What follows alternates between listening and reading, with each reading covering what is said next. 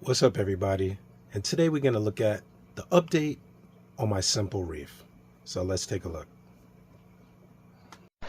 From this moment on, you will now be known as Sharkbait. Sharkbait, ooh-ha-ha! Welcome, brother Sharkbait. Sharkbait, ooh-ha-ha! Enough with the Sharkbait. Sharkbait, ooh, bop. So if you're a regular subscriber to the channel, you'll be pretty familiar with this system that's been running for quite some time now. It's gone through some ups and downs. But if you're not a subscriber, please do me a solid, hit that subscribe button. And if you're already a subscriber, give me that like if you're looking for content like this. Just a simple Aquarius trying to keep the hobby affordable and as simple as possible while helping you succeed at it at the same time. So let's take a close look at the 20-gallon reef. Well, while I wouldn't advise this for the absolute new hobbyists, I started this tank in hopes of keeping the more difficult corals without having all the extra added technology and equipment. While I do have some equipment hooked up, I try to keep it as simple as possible. So this is a 20-gallon long tank with all the filtration built into the side. It's not running on a sump. It has a very small Reef Octopus nano skimmer in there, and a return pump, as well as some biological media. But for all in all, this is an all-in-one DIY reef system, which houses various SPS with a couple of LPS that I recently added. The tank is currently lit by a Viper Spectra LED fixture that is programmed not to do sunrise and sunset, but to simply cut on the blues at a certain time and to cut on the daylight time at a very short period. I'm currently running it on a pretty short, about 3 to 4 hour daylight period, and it is run primarily for about 12 or so hours on blue actinics and the 420 spectrum lights. But this is a pretty cost-effective LED unit, nothing fancy, made by Viper Spectra. For circulation, I'm using a J-Bow Wavemaker pump, the smallest one. I believe it's a 10, MP10 if I'm not mistaken. And I don't have it on the pulse function, but I just have it on a medium to high circulating mode to keep the water moving throughout the pump. I found that keeping it on the wave off and on mode was typically creating a lot of noise and basically burning out the pumps a little earlier than they should. So very cost-effective pump, but very efficient. And as a return pump, I'm running the Via Aqua return pump, which I've been using for the past, I believe, 7 to 8 years, just for simple flow. For a tank this small, you don't really need but so much return power, but it does a great job, and that is currently connected to the spin stream, which does an excellent job at completely moving water throughout the tank and just eliminating a lot of dead spots that I was seeing before using it. So a good combination. And as I said earlier, I limited the technology connected to this tank, but I am currently running the Hydros controller, which does an excellent job of providing me with notifications, alerts, and controlling the off and on parameters of the tank, while also making sure that if anything goes astray, like if a heater gets stuck on or if anything goes amok, that it'll give me a notification to actually cut the heat off. This has saved me on more than one occasion, so I am really happy with the Hydros controller. Now when it comes to dosing, I have found a great deal of success using the Tropic Marin All for Reef product, which is a all-for-one solution for adding calcium, magnesium, and trace elements to the tank, which I previously used 2-part. This is a 1-part solution, and I've had great success with it. Most recently, I did some ICP tests on the tank for smaller trace elements like iodine, potassium, and iron. So I've started using the Red Sea Trace Colors ABCD solution. And I've definitely, in the last 3 weeks, noticed accelerated growth in the SPS corals, which I'm very happy with. And the only thing that I didn't see as a part of this solution was the Reef Strontium, which I'm getting from Seachem. And it's just for overall balance for keeping the SPS and more difficult to keep corals. I found that this combination has done a great job, which I really don't need to use, but I've been trying it out for the last couple of weeks, is a older product made by Aqua Vitro, which I don't even know if they still carried it. I've had this in my collection for quite some time, but it is said to ignite the coral growth and just build stronger coral tissue. And too early to give a definitive conclusion on whether this has made a difference in comparison to adding the other Reef additives. But this is my group of 4, which I'm going to call the 4 horsemen, for keeping a great balance in the tank and a pretty successful growth rate. Now let's get to the important stuff, testing. People always ask me, D, how do I know when I'm able to add corals to my tank? And you really can't know that without testing the water. Most importantly, I test phosphate, which, yes, I use an API, which some people will draw up argument with the accuracy of API test kits, but I love using the API phosphate test kit, which I've found definitive results are pretty close to what I need.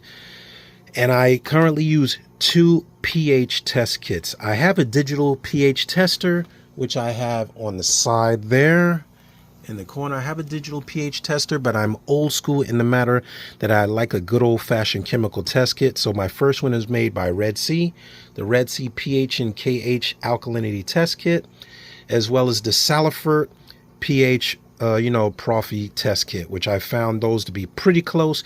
If I can get 2 readings from both of these that are spot on, I know my pH is accurate. Now, mind you, I do get pH readings from the Hydros controller. I have a pH probe in the tank that gives me a digital readout.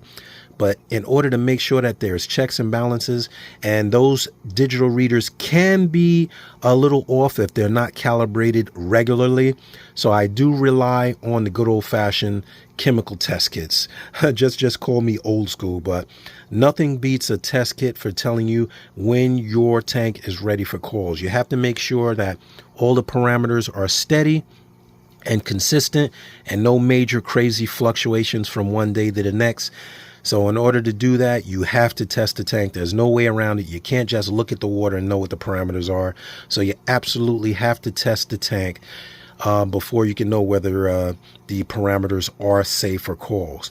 Now, I don't regularly test for calcium because I do regular water changes. This is a 20-gallon tank, so a 5-gallon water change is nothing to do. 5-gallon bucket, you can do that. And I do that currently with my Red Sea Coral Pro Salt. I don't use the Red Sea Coral Pro Salt for the other tanks as they're not keeping the more delicate corals, but I've run this and regularly use the regular instant ocean reef crystals, which I use for my larger tanks.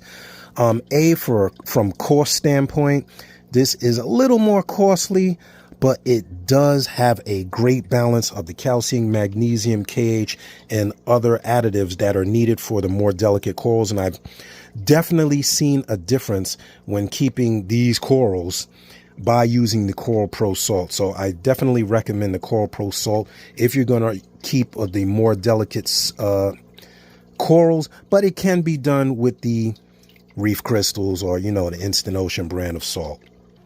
Now, with that being said, let's take a look at the real deal, and that is the corals. Now, over the last couple of months, you'll see that in the summer of last year, 2023, I screwed around with some parameters and actually crashed the tank back in the summer of 2023. I lost quite a few SPS. I had a green slimer that I had to replace. This is what I picked up from Pop Corals about 2 weeks ago, and this is what Mr. John referred to as a slime ball, which was really close to what I call the green slimer, but it is slightly denser, has a great deal of definition, if I can focus on that there, and is a really pretty coral. My daughter always accused me of being a green fanatic with the green corals, but if you really take a closer look at this coral, it is a vibrant yellow, not green at all, but a vibrant yellow, which really makes it a really nice addition. And I do have to really mention that before you can jump into the SPS corals, the small polyp stony corals, your tank absolutely has to be stable. I mean, don't just jump into those corals and think you're going to get a good result unless your corals unless your water parameters are stable for a good amount of time.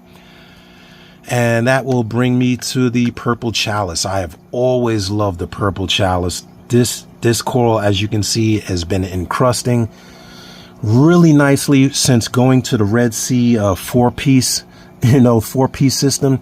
You can see that the plug is completely covered, and it is really pretty coral right there. It is wrapping down onto the rock structure, and it's really nice coral. But that is I have to contribute that to being in the major flow of the WP10. These corals need a lot of flow, so I've definitely kept the SPS corals that are more, sensitive to flow in the direct flow area. And if you look up, yeah, that water is moving. By the camera really doesn't do it justice, but yeah, that water is moving there because the pump is directly behind those. So you definitely get a good bit of flow there. And I'll be the first one to mention that you'll see right here, yes, there are Aiptasia growing around there. I'm constantly battling them to keep them at bay, but don't be freaked out. If you're going to get Aiptasia, you're going to get it right smack dab in the middle of where you don't want to get it. It always pops up where the corals are growing, because the same things that your corals that you want to grow are growing is where the Aiptasia can grow. Just like a garden, just like a planted tank, nuisance algae and nuisance anemones are going to pop up in your system. There's no way around it. That's part of the success, is the negative. And I've been using Aiptasia X to keep it at bay. I just kind of spot treat it, nothing crazy. I don't do the whole tank, but I do little sections at a time, and that just kind of keeps it at bay. And that is all you can do. Now let's address the immediate elephant in the room, since we're going from Aiptasia to what some people may resemble or refer to as a nuisance, GSP. Now, I happen to love GSP as long as you can keep it under control. I have some waving zinnias, which are the smaller variety. There are many varieties of zinnia out there. And you'll even see a little hitchhiker, which I'm going to address here. A little Aiptasia jumped onto that rock. But my goal was to keep these controlled, and at the same time, keeping with my bikini bottom theme, my bikini bottom tank, this is Patrick's house, and I wanted to give Patrick a little hair. If you know anything about SpongeBob, as you'll know that Patrick, not Patrick, see, I'm already screwing that up. This is Squidward's house.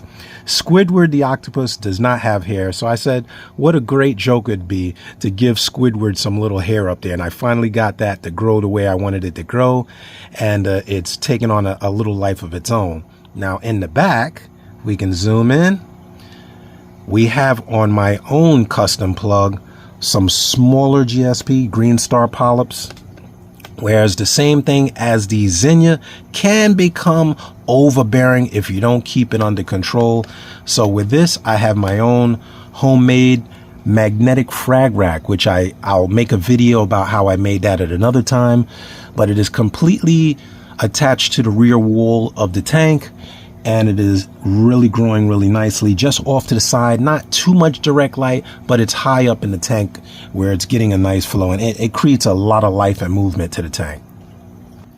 Now, from the last time you've seen my video, you'll definitely notice that this baby has taken on an absolute life of its own. You can see that this colony has completely encrusted over once was a piece of river rock.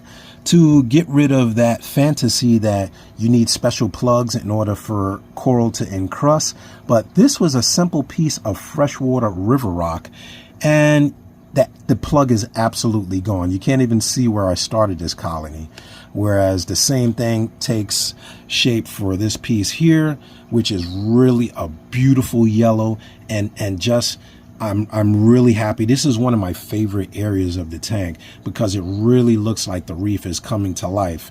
And just to keep it simple, nothing special, nothing out of what anyone else can do. Just a piece of dead dry rock, and it's just solely encrusted, which is a testament to keeping the stable parameters of the tank.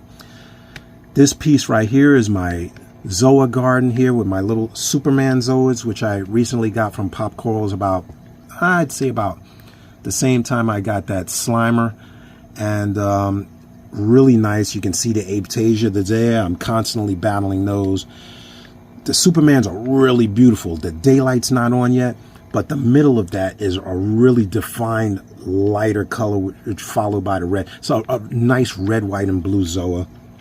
These are not open right now, but these are my little alien Zoas, little greenies, followed by some more greens and yellows over in the bite. In the bite, what I call is the bite, because it's the only area where the actual flow is kind of dead. So I call that the bite.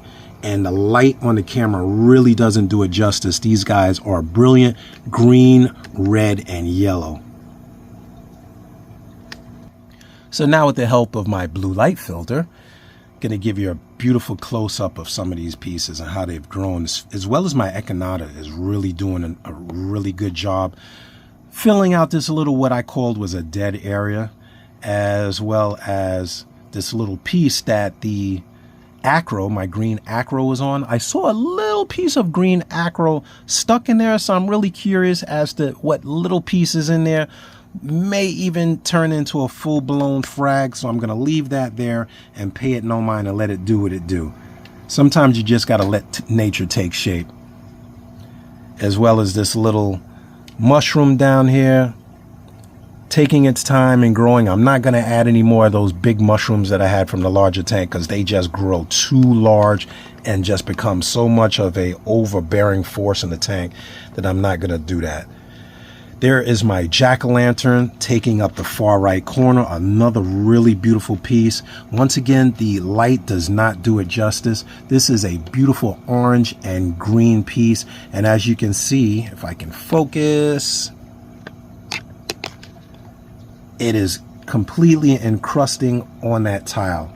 That is a simple ceramic tile that I just cut and manually just sat in that little area, and you can see it is really encrusting onto the tile. I cut a little 1x2 piece so that if I didn't like the placement, I can move it later, but I'm really happy with that piece and it's doing a great job.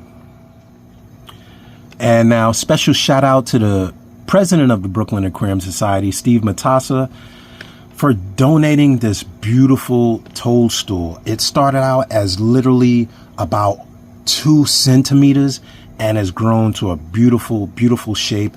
And we were talking about getting these polyps to completely extend. Now I definitely have to attribute it to the water colony because, the water quality, because once the water was in balance and the flow was just right, now that I got the spin stream on the tank, I noticed that the circulation and the water parameters being stable is definitely attributed to this baby just opening up really nicely. The same thing with this orange mushroom up here. It was covered in algae, and my little buddy over here, he actually knocked it over on Tuesday of this week, and I found it laying on the sand bed, but he had actually did me a solid by eating all the algae that was around it, and now the coral's just taking a beautiful shape. Here are 2 other pieces that I got from the Brooklyn Aquarium Society auction.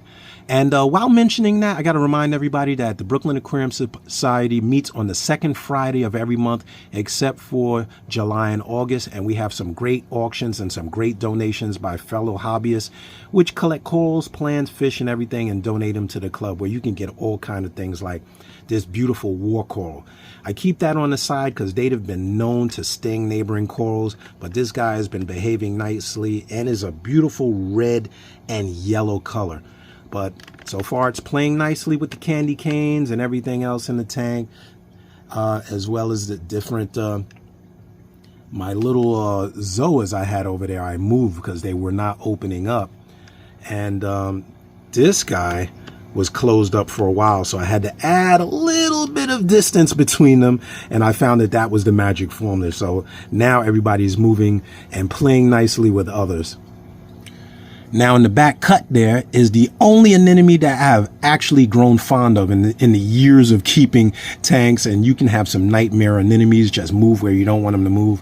But this is a beautiful yellow fluorescent rock anemone, which has found its nice home right here in this dark corner where I basically couldn't get anything else to grow.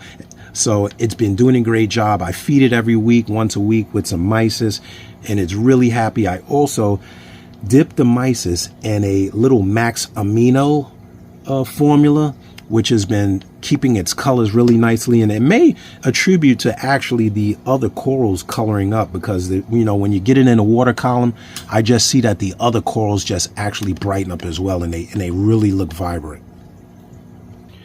And well, that is the tank, everybody. I know this is a pretty long video, and I usually don't make them this long, but I've actually skipped over the stars of the tank, and that is the fish. My domino clowns, which I call S.A. Gina there, because he's got his one tier. That's S.A. has his one tier like a thug. He's like a little gangster, a Brooklyn gangster. And they just play nicely in this little tank all by themselves. I'm hoping that they would breed, but they haven't, so I guess they'll make out when they feel like it. And that is the wrap. This is a pretty long video. I hope it isn't driving you nuts. Hope you took time to have a little drink or coffee or whatever and enjoy the tank. But this is the Bikini Bottom Reef. Very simple for those that try to keep their hand at keeping some more difficult corals. And I've kept it really simple and really small so that I can have better control over the tank. But the moral of the story is do what you can do, get what you can get. And my mom used to say, make do what you have until you can get what you want. And by the time you get what you want, you don't really want it anymore because you've made do with what you have for so long. But this is the Bikini Bottom Reef. Patrick, Squidward, SpongeBob may be coming soon, but I hope they are proud of what I've been able to keep with what we got and making those artificial decorations actually come to life. So till next time, this is D signing off. Love, peace, and hair grease. Keeping my sanity by keeping aquariums, freshwater, saltwater, all beautiful. See you, everybody.